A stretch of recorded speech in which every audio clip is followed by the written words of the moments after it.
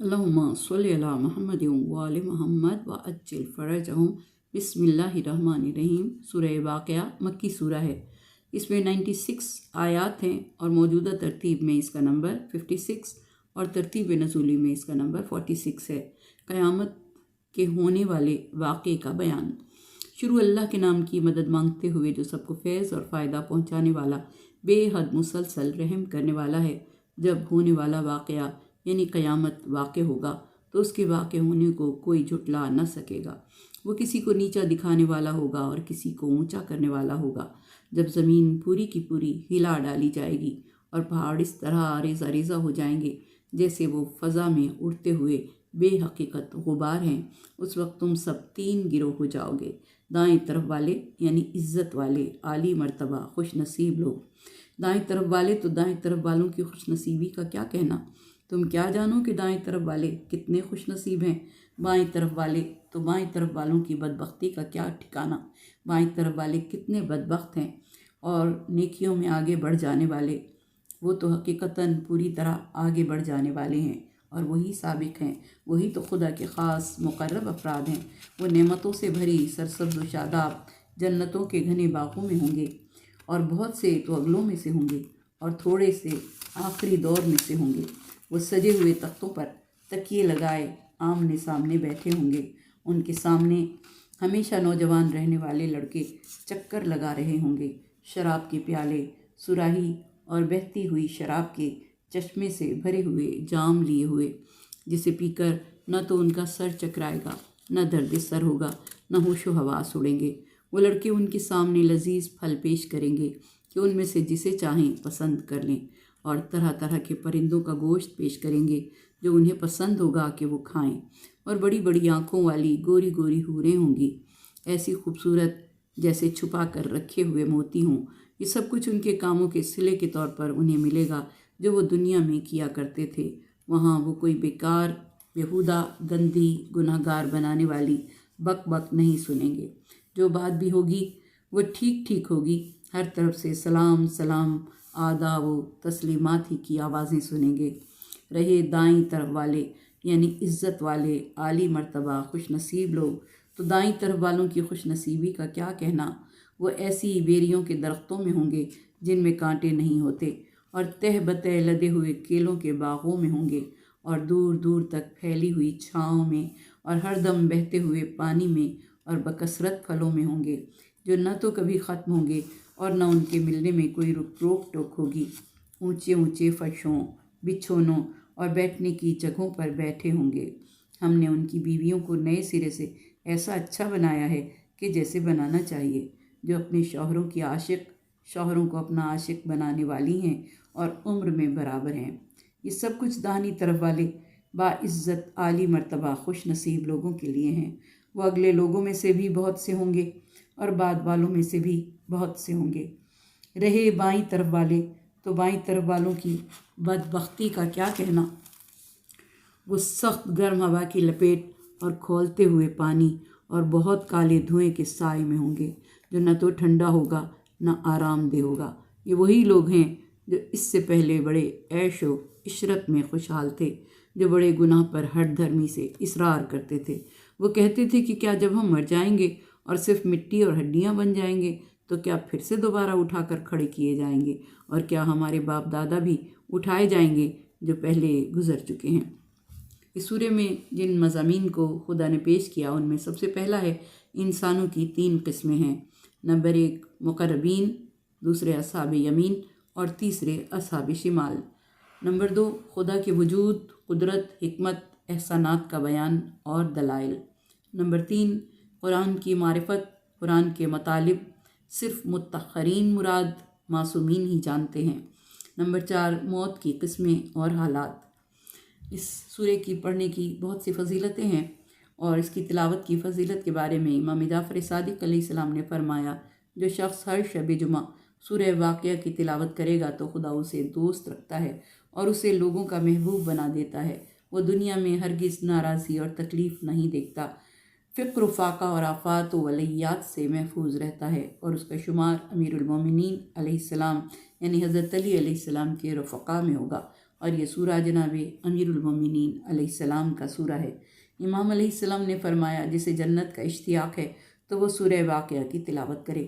امام محمد باقر علیہ السلام نے فرمایا جو شخص رات کو سونے سے قبل سورہ واقعہ کی تلاوت کرے تو جب وہ اللہ سے ملاقات کرے گا تو اس کا چہرہ 14ویں کے چاند کی طرح روشن و منور ہوگا۔ حضور اکرم نے فرمایا جو شخص ہر رات سورہ واقعہ کی تلاوت کرے اس کا نام غافلین میں نہیں لکھا جائے گا۔ حضور اکرم صلی اللہ علیہ وآلہ وسلم نے فرمایا جو شخص ہر رات سورہ واقعہ کی تلاوت کرے گا تو وہ کبھی افلاس کا شکار نہیں ہوگا۔ حضرت ابو بکر رضی اللہ تعالیٰ عنہ نے بارگاہ رسالت میں عرض کیا یا رسول اللہ آپ بہت جلد بوڑھے ہو گئے ہیں۔ آپ نے فرمایا مجھے سورہ ہود، سورہ واقعہ، سورہ مرسلات اور یتساءلون نے بوڑھا کر دیا ہے۔ جب حضرت امام زین العابدین علیہ السلام کا وقت شہادت آیا تو آپ پر غش کی کیفیت طاری ہوئی۔ جب افاقہ ہوا تو آپ نے سورہ واقعہ اور سورہ فتح کی تلاوت فرمائی اور پھر فرمایا تمام تعریفیں اس ذات کے لیے ہیں جس نے ہم سے جو وعدہ فرمایا اسے پورا کر دکھایا، ہمیں اپنی زمین کے لیے حجت قرار دیا اور جنت میں ٹھکانہ عطا کیا۔ عمل کرنے والوں کا اجر کتنا عظیم ہے۔ پھر آپ کی روح پرواز کر گئی۔ کسی شخص نے امام علی رضا علیہ السلام سے عرض کیا کہ مولا میرے جسم پر پھوڑے پھنسیاں ہیں جس کی وجہ سے میں پریشان ہوں، آپ مجھے ایسی چیز کی تعلیم فرمائیں کہ جس کی وجہ سے مجھے ان سے نجات مل جائے۔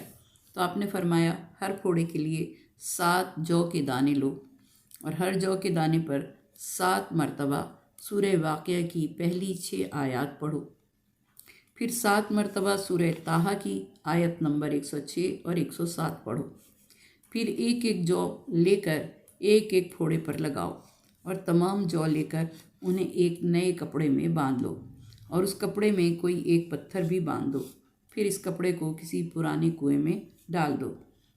وہ شخص کہتا ہے کہ میں نے جب یہ عمل کیا تو 7ویں دن اپنے جسم کو دیکھا تو میری ہتھیلی کی طرح بالکل صاف تھا۔ یہ عمل چاند کی آخری تاریخوں میں کرنا چاہیے۔ روزی فراخ ہونے کے لیے اس سورے کو 41 بار پڑھیں اور اس سورے کو جس آدمی کی قبر پر پڑھا جائے گا تو اس قبر میں مدفون آدمی عذاب سے امان میں رہتا ہے۔ بیمار پر پڑھیں تو اس کو آرام آ جاتا ہے، اور اگر کوئی حالت سکرات میں یہ سورہ پڑھے اور اس کے لیے پڑھا جائے یہ سورہ تو اس کو جاں کری میں آسانی ہو جاتی ہے۔ اس سورے کی تلاوت بھوک، پیاس، مفلسی سے نجات دیتی ہے اور دشمنوں کے شر سے محفوظ رکھتی ہے۔ طالب اولاد کے لیے آیت نمبر 58 اور 59 کی مسلسل تلاوت کی جائے تو جلد ہی فرزند عطا ہوتا ہے۔ تفسیر اذا وقعت الواقعہ لیس لوقعتہا کاذبہ، جب قیامت کا واقعہ ہوگا تو اس کے وقوع کا کوئی انکار نہ کر سکے گا۔ قیامت کا وقوع حق ہے۔ حافظتن سے مراد اللہ کے دشمن ہیں جنہیں قیامت نیچا دکھائے گی، اور رافعہ سے مراد اللہ کے اولیاء ہیں، قیامت انہیں بلند و بالا کر دے گی۔ اذا رجت الارض رجا، جس وقت زمین پوری طرح سے ہلا دی جائے گی، جب زمین کو زلزلہ آئے گا اور اس کی ہر چیز دوسری چیز سے ٹکرائے گی۔ وبست الجبال بسا، پہاڑ ریزہ ریزہ ہو جائیں گے، یعنی پہاڑ زمین سے اپنی جڑوں سمیت نکلیں گے۔ فکانت ہباء منبثا، اور غبار کی شکل میں منتشر ہو جائیں گے۔ لفظ ہباء کا معنی ہے جب سورج کی شعاع کسی سوراخ کے ذریعے اندھیری جگہ داخل ہو جائے تو اس میں ذرات تیرتے ہوئے نظر آتے ہیں، یعنی بہت ہی چھوٹا غبار کا ذرہ۔ امام زین العابدین علیہ السلام نے فرمایا جو بندہ اللہ کی تسلی پر تسلی حاصل نہیں کرتا وہ دنیا سے حسرت لے کر جاتا ہے۔ خدا کی قسم دنیا اور آخرت ترازو کے 2 پلڑوں کی مانند ہیں، ان میں سے اگر ایک وزنی ہو تو دوسرا اٹھ جائے گا، ایک بھاری ہو تو دوسرا ہلکا ہوگا۔ پھر آپ نے اس آیت کی تلاوت فرمائی اذا وقعت الواقعہ، یعنی جب قیامت واقع ہوگی۔ اس کے واقع ہونے کا کوئی انکار نہیں کر سکتا کہ ذیل میں فرمایا یہ حق ہے اور یہ حتماً واقع ہو کر رہے گی۔ حافظتن یعنی پست کرنے والی، خدا کی قسم قیامت خدا کے دشمنوں کو ذلیل و خوار کر دے گی اور ان کو جہنم میں ذلیل و حقیر قرار دے کر داخل کیا جائے گا۔ رافعہ خدا کی قسم اللہ اپنے بندوں کو بلند و بالا مقام عطا کر کے عزت عطا فرمائے گا۔ اذا رجت الارض رجا، جب پوری زمین کو ہلا دیا جائے گا، بعض کو بعض پر مارا جائے گا۔ وسط الجبال بسا، جب پہاڑوں کو اکھاڑ دیا جائے گا۔ فکانت ہباء منبثا، بس وہ غبار کی صورت میں منتشر ہو جائیں گے۔ وَكُنْتُمْ أَزْوَاجًا ثَلَاثًا، اور تم 3 گروہوں میں تقسیم ہو جاؤ گے۔ قیامت کے دن لوگوں کے 3 گروہ ہوں گے۔ فَأَصْحَابُ الْمَيْمَنَةِ مَا أَصْحَابُ الْمَيْمَنَةِ، پہلا گروہ وہ ہوگا جن کے نامہ اعمال دائیں ہاتھ میں دیا جائے گا۔ وہ مومنین ہوں گے، اتباع اور پیروی کرنے والے ہوں گے، اور حساب کے لیے جب انہیں کھڑا کیا جائے گا وَأَصْحَابُ الْمَشْأَمَةِ مَا أَصْحَابُ الْمَشْأَمَةِ، دوسرا گروہ ان لوگوں کا ہوگا جن کا نامہ اعمال ان کے بائیں ہاتھ میں دیا جائے گا۔ وَالسَّابِقُونَ السَّابِقُونَ، اور تیسرا گروہ وہ ہے جو سب سے سبقت کرنے والے ہوں گے۔ یہ وہ گروہ ہوگا جو بغیر حساب کے جنت میں سب سے پہلے جائے گا۔ حضرت حذیفہ بن یمان بیان کرتے ہیں کہ رسول اکرم صلی اللہ علیہ وآلہ وسلم نے حضرت بلال کو بلایا اور ان کو حکم دیا کہ روز کے نماز کے وقت سے پہلے منادی کرو اور اذان کہہ دو۔ وہ دن 14 رجب کا تھا۔ حضرت بلال نے اذان کے نماز کے لیے منادی کی اور اذان دی تو لوگ بہت زیادہ خوف زدہ ہو گئے، اور انہوں نے کہا رسول خدا ہمارے درمیان زندہ و جاوید ہیں، اور وہ موجود بھی ہیں، وہ غائب بھی نہیں ہوئے اور انتقال بھی نہیں فرمایا، پھر بغیر وقت کے اذان کیوں؟ بس لوگ دوڑتے ہوئے آئے اور سارے جمع ہو گئے۔ حضور اکرم صلی اللہ علیہ وآلہ وسلم چلتے ہوئے ان کے سامنے آئے، یہاں تک کہ مسجد کے دروازوں میں سے ایک دروازے پر آئے اور آپ نے اس دروازے کو دونوں بازوؤں سے پکڑ لیا۔ مسجد میں ایک مقام ہے جسے سدہ کہا جاتا ہے۔ پھر آپ نے سلام کیا اور فرمایا یا اصحاب السدہ، اے اصحاب سدہ، کیا تم سن رہے ہو؟ تو لوگوں نے عرض کیا کہ جی ہاں یا رسول اللہ، ہم سن رہے ہیں اور ہم اطاعت کرنے والے ہیں۔ پھر رسول اکرم صلی اللہ علیہ وآلہ وسلم نے فرمایا کیا تم میرے پیغام کو آگے لوگوں تک پہنچاؤ گے؟ سب نے عرض کیا بے شک یا رسول اللہ، ہم ضمانت دیتے ہیں کہ ہم اس پیغام کو آگے دوسروں تک تبلیغ کریں گے اور پہنچائیں گے۔ پھر حضور اکرم صلی اللہ علیہ وآلہ وسلم نے فرمایا میں تم لوگوں کو خبر دے رہا ہوں کہ اللہ تعالیٰ نے مخلوق کو 2 حصوں میں تقسیم کیا، اور مجھے ان دونوں میں سے جو خیر و افضل حصہ ہے ان میں قرار دیا۔ اس کو اللہ تعالیٰ کا یہ قول بیان کرتا ہے اصحاب المیمنہ و اصحاب المشأمہ، میں اصحاب یمین میں سے ہوں اور میں ان میں سب سے افضل ہوں۔ پھر اس نے ان دونوں قسموں کو 3 گروہوں میں قرار دیا اور مجھے ان میں سب سے افضل میں قرار دیا۔ اس کو اللہ کا یہ قول بیان کرتا ہے والسابقون السابقون، اور وہ سابق ترین بندے، پہلے دائیں ہاتھ والے، دوسرے بائیں ہاتھ والے، تیسرے سابق، اور میں سابقوں میں سے ہوں اور سابقون میں سے سب سے افضل ہوں۔ پھر ان 3 گروہوں کو اللہ نے قبائل میں قرار دیا اور مجھے ان قبائل میں سے سب سے افضل اور بہتر قبیلے میں قرار دیا۔ اس کو اللہ تعالیٰ نے سورہ حجرات کی آیت نمبر 13 میں یوں بیان کیا ہے لوگو، ہم نے تمہیں ایک مرد اور ایک عورت سے خلق کیا، اور پھر ہم نے تمہیں قوموں اور قبائل میں قرار دیا تاکہ تم ایک دوسرے کو پہچانو، اور تم میں سب سے زیادہ اللہ کے ہاں مکرم و عزت دار وہ ہے جو سب سے زیادہ متقی ہوگا۔ بس میرا قبیلہ سب قبائل سے افضل ہے، اور میں اولاد آدم کا سید و سردار ہوں، اور اللہ کے ہاں سب سے زیادہ مکرم و معزز ہوں، اور مجھے اس پر کوئی فخر نہیں ہے۔